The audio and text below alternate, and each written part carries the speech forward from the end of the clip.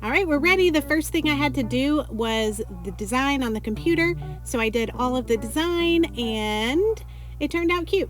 So then I got ready to head to Brandon's shop and it was 102 degrees there.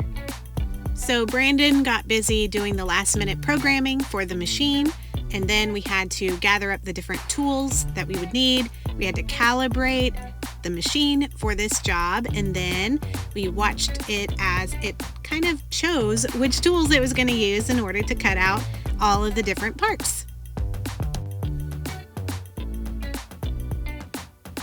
So now this is the best part, where the machine is cutting out all of the different parts of the design. It's so fun to watch this machine cut through solid wood like it's butter. And now it's doing the letters of the teacher's name.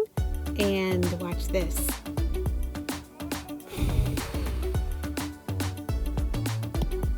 Now it's cutting out the big apple, and I have the video sped up 3 times, but it's still really fast in real life. So we made it to the very end. The last part is the inside of the D, and wouldn't you know, we have a problem. I'm gonna slow down the video in case you didn't see it the first time. This D just shot right out at me.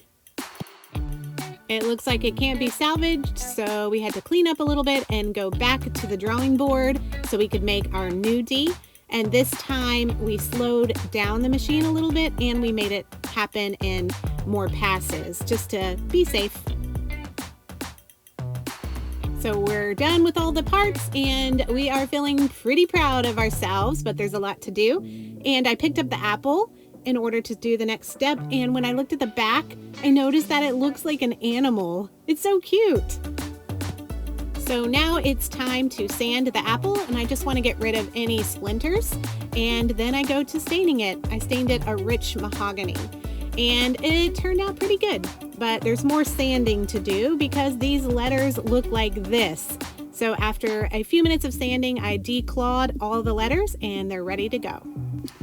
By now it's even hotter. It is a sweltering 104 degrees, so we decided to take this home. I stopped by Hobby Lobby on the way to get all of my colors, and I laid out all of the different letters and then got ready to paint each one a different color.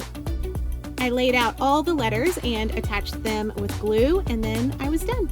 So I flipped it over, added a picture hanger, and then took it outside so that I could spray a few coats of polyurethane just to keep it nice. And that was it. It's so cute. Thanks, Brandon, for helping.